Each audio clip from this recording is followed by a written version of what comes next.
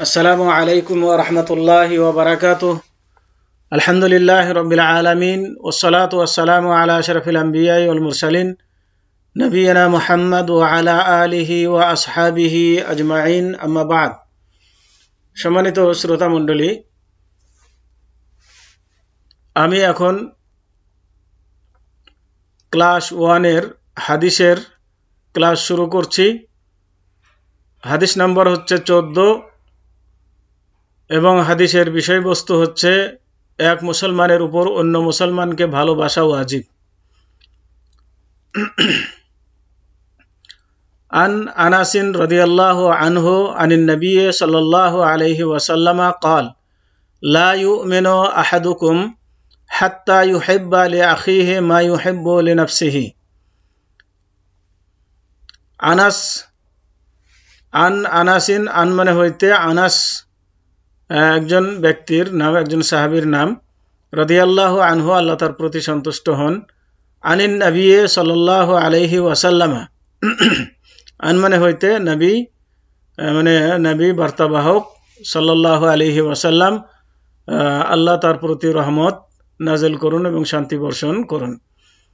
কাল, তিনি বলেছেন, লা ইউমিনু মানে ইমানদার হবে না, মুমিন হতে পারবে না। আহাদুকুম, আহাদুন মানে কেউ, কুম মানে তোমাদের কেউ, হাত্তা মানে পর্যন্ত, মানে যতক্ষণ পর্যন্ত, ইউহিব্বা লিআখিহি ভালোবাসবে তার ভাইয়ের জন্য, মা ইউহিব্বু লিনাফসিহি যা, মা মানে যা, ইউহিব্বু মানে ভালোবাসে, লিনাফসিহি লে মানে জন্য, নাফসিহি নাফস মানে নিজের, আর হি মানে তার নিজের জন্য।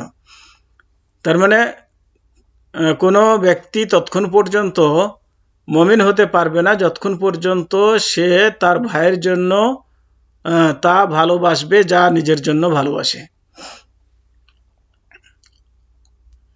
তাহলে এক মুসলমানের উপর অন্য মুসলমানের ভালোবাসা ওয়াজিব। সে যেমন নিজেকে ভালোবাসে, নিজের জন্য যা কিছু ভালোবাসে সেটা অন্যের জন্য ভালোবাসতে হবে, সেটা চেষ্টা করতে হবে। অর্থ, আনাস রাদিয়াল্লাহু আনহু থেকে বর্ণিত, তিনি বলেন, তিনি নবী করিম সাল্লাল্লাহু আলাইহি ওয়াসাল্লাম থেকে বর্ণনা করেছেন।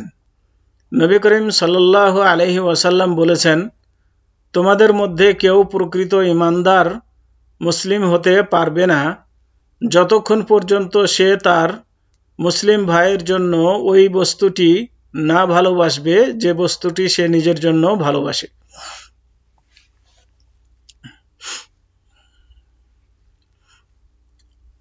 এখানে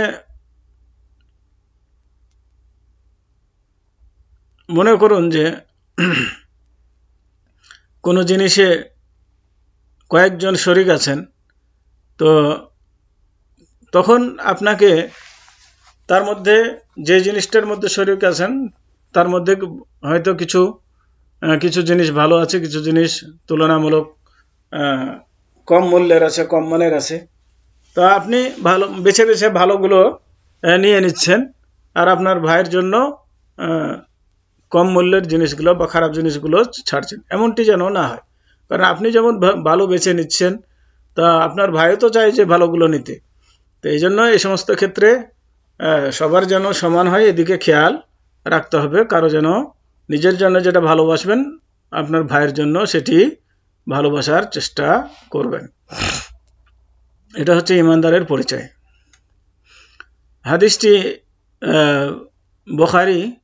সহিহ বুখারী শরীফের হাদিস নম্বর হচ্ছে 13 এবং সহিহ মুসলিমের হাদিস নম্বর 71/45। তবে হাদিসের শব্দগুলি সহিহ বুখারী থেকে নেওয়া হয়েছে।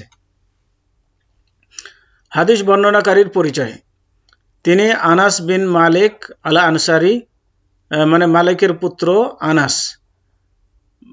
আনাস ব্যক্তির নাম, সাহাবীর নাম, আর তার পিতার নাম হচ্ছে মালিক। আর আলা আনসারী এটা হচ্ছে গোত্রের নাম, আনসারী গোত্র থেকে। রাসূল সাল্লাল্লাহু আলাইহি ওয়াসাল্লামের খাদেম ছিলেন, তিনি আল্লাহ রাসূলের খেদমত করতেন। তিনি অসংখ্য হাদিস বর্ণনা করেন, তার মানে অনেক হাদিস বর্ণনা করেন, এবং তিনি 92 হিজরিতে মৃত্যুবরণ করেন। হাদিসের সারসংক্ষেপ অর্থ: এই হাদিসটির দ্বারা প্রমাণিত হয় যে একজন মুসলমান আরেকজন মুসলমানকে ভালোবাসা ওয়াজিব।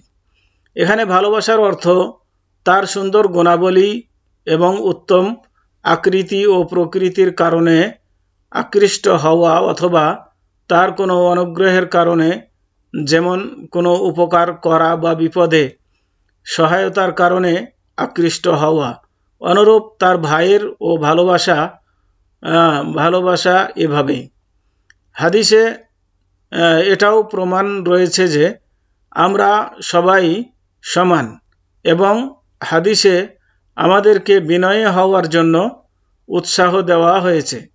এই ভালোবাসা কখনো পরিপূর্ণতা লাভ করতে পারবে না যে পর্যন্ত হিংসা, বিদ্বেষ, প্রতারণা ইত্যাদি ছেড়ে দেওয়া না হবে, কেননা এগুলো অত্যন্ত খারাপ ও জঘন্য চরিত্রের আচরণ।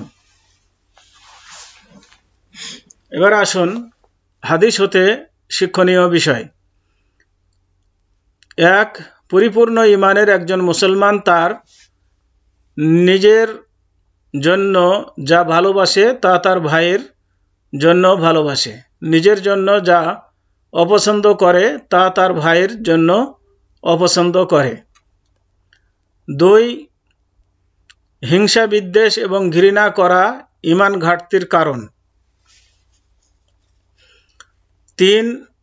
একজন মুসলমান তার অপর ভাইকে ভালোবাসার পরিচয় হলো তাকে কল্যাণের পথ দেখাবে এবং তার উপর জুলুম করা থেকে বিরত থাকবে। তার মানে কাউরে ভালোবাসার এটা উত্তম দৃষ্টান্ত যে তাকে ভালো পথে পরিচালিত করা, ভালো শিক্ষা দেওয়া, এটা হচ্ছে কোনো মানুষের সবচেয়ে বেশি উপকার করার শামিল এবং ভালোবাসার এটা পরিচয়।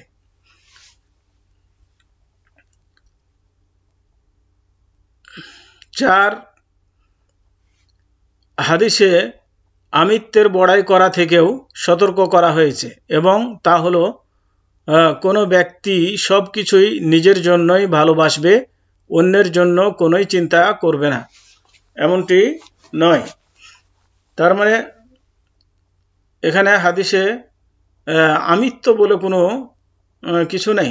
তার মানে আমিত্বের বড়াই করতে না, আমি অমুক, আমি সমুক, এ ধরনের বড়াই যেন নিজেদের মধ্যে না আসে।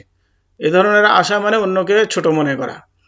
তো এই খারাপ গুণগুলো থেকে অবশ্যই বিরত থাকতে হবে। আর সব কিছুই আমার হতে হবে, অন্যের জন্য কোনো চিন্তা করব না, এমনটিও যেন না হয়, সে ব্যাপারেও খেয়াল রাখতে হবে।